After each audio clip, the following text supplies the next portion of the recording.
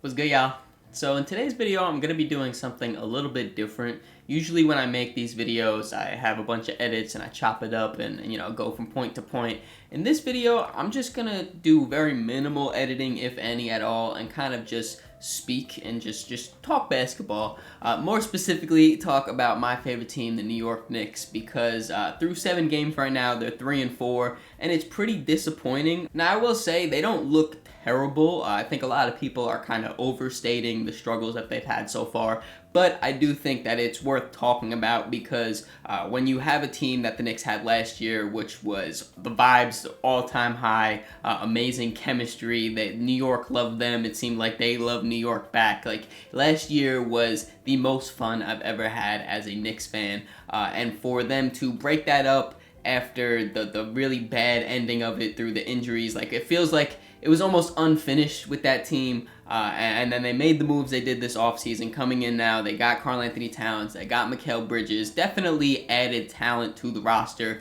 So because of that, you broke up this prized possession team, you added talent. The expectations, rightfully so, were really, really high, and I still do think the Knicks could eventually reach those expectations, but out of the gate right now, they don't look that good. And I want to start by talking about Karl-Anthony Towns, the biggest name that they brought in, the biggest move they made, shipping out a team favorite of Julius Randle, Dante DiVincenzo, these two cornerstones of what the Knicks' identity were last year, and Julius Randle in years before that as well.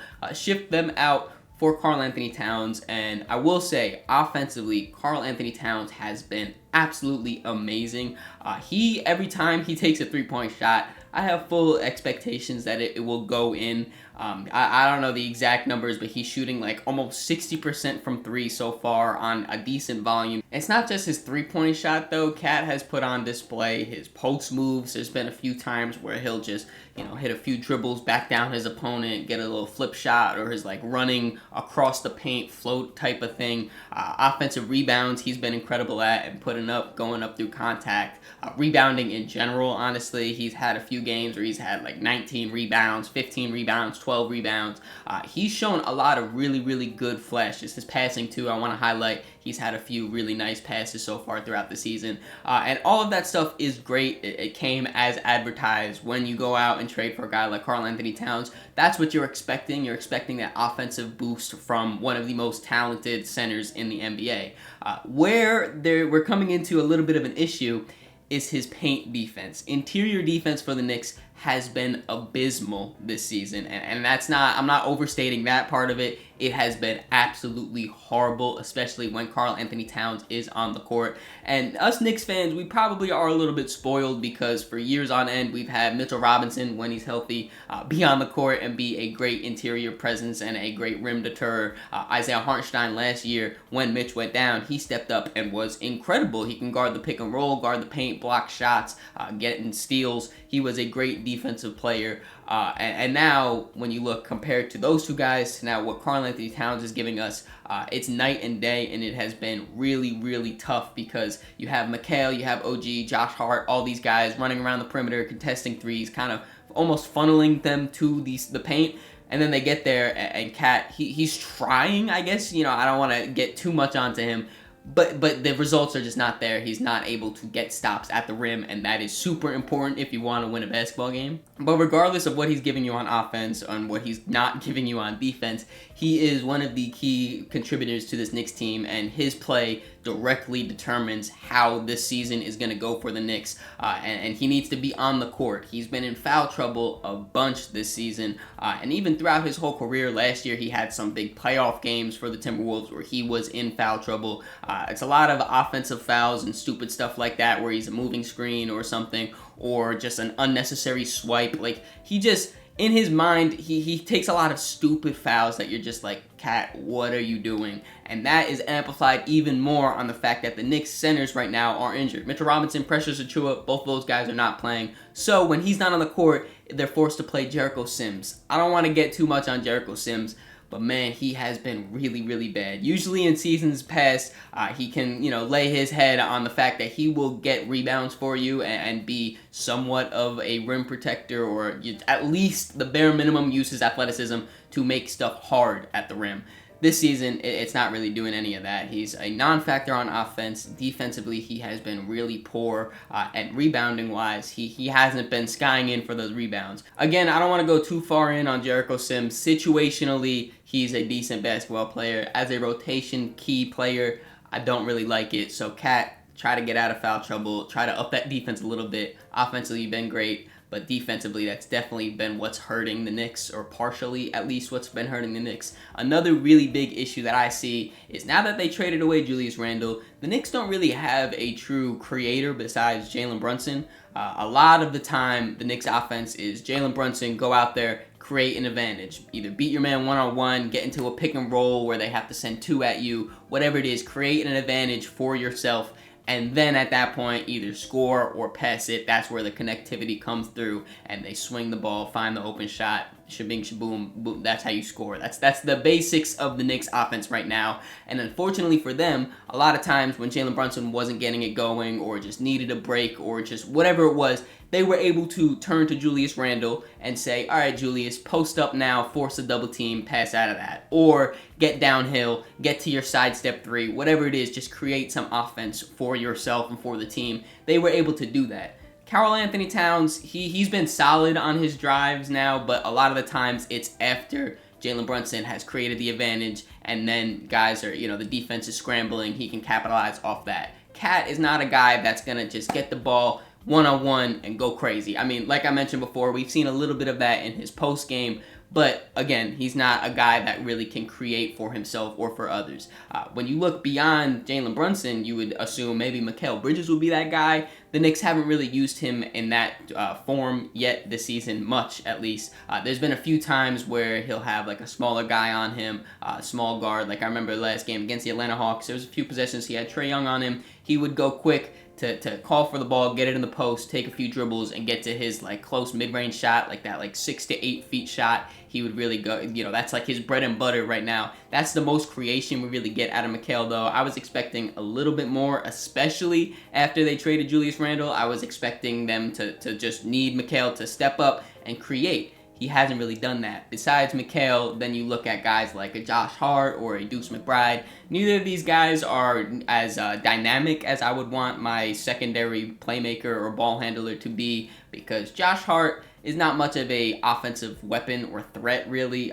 He can sometimes, rarely hit a spot-up three. And where he's looking best is where he gets the rebound and just pushes the pace, goes coast to coast, or play makes out of that. But in the half court, as a ball handler, I don't love Josh Hart in that role. Same thing kind of with Deuce McBride. He can kind of create, but he's more of a scorer. He's looking to get to his three-point shot. He's looking to get to the rim. He doesn't really look to play make and get others involved. So if it's not Jalen Brunson, it's really not a lot going on for the Knicks offense. And to compound on top of that, these first few games with Jalen Brunson have not looked good. When you look at the stats, it doesn't look horrible. It doesn't scream Jalen Brunson's having a bad start to the season. But when you watch these games, it definitely seems like he's not himself. Three-point shot has been incredible, for sure. That's one thing that I can't take away from JB. He's shooting lights out from three.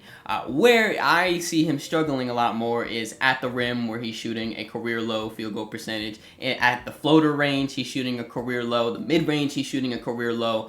He seems to really be struggling inside the arc as a scorer, and that's kind of worrisome because that's where Jalen Brunson loves to get his offense off, is inside the three-point line.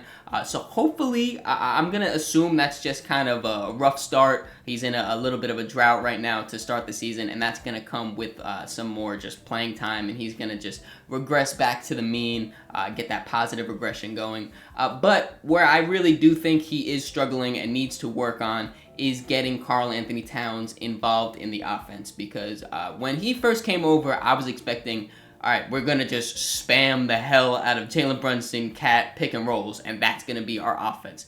We rarely do that, and I'm not very sure why. I don't know why Tom Thibodeau does not want to run that over and over and over and over again, because in theory, it should be able to work out perfectly. Last year, Jalen Brunson, 90% of the time it felt like, would start a possession by getting a Isaiah Hartenstein screen. Then he would roll, and then, offense would come out of that. He would pass to Hartenstein on the short roll, kick out to the corner, whatever it was. That would be the beginning actions, though. For whatever reason, the Knicks aren't really doing that. I know Cat is a much worse screener than Isaiah Hartenstein, but he still is a 7'1" solid body. He's able to operate in a pick and roll, obviously. And then he also has that added part of it where he can pick and pop, and he can go out for the three-point shot. That's something that Jalen Brunson couldn't do at all since he's been on the Knicks. The Knicks have not had a center that can shoot anywhere near the level Karl-Anthony Towns is. And we can see that when you're watching the game. There's one specific clip, again, from last night's Hawks game, where Karl-Anthony Towns is standing at the three-point line, ready for the ball, wide open. Jalen Brunson's going. He has Clint Capella. I want to say it was maybe Dyson Daniels guarding him too. He has 2 on the ball right now. Doesn't even look behind him. If he just glances, he would be able to see Cat spotting up wide open. I think that's just, again, part of the fact that Jalen Brunson never had a center where he can operate in a pick and pop like that. I'm hoping with chemistry that gets better. But right now, between his lack of scoring inside the arc and then his inability to really get Karl-Anthony Towns involved, again, the offense is looking pretty shaky to start. I'm saying all of this while the Knicks still have a top 10 offense in the NBA so far in this season. I'm just saying when you bring in Cat, you bring in Mikal, these all-star level players, the expectations are super high. And when those expectations are not met with wins, I understand why it seems like the Knicks are horrible, when in reality, they're just kind of average right now. We didn't sign up for average, we signed up for great. I do think that the offense will kind of fix itself and work its way out as Brunson gets a little bit hotter hand and as he, they all get some chemistry going together.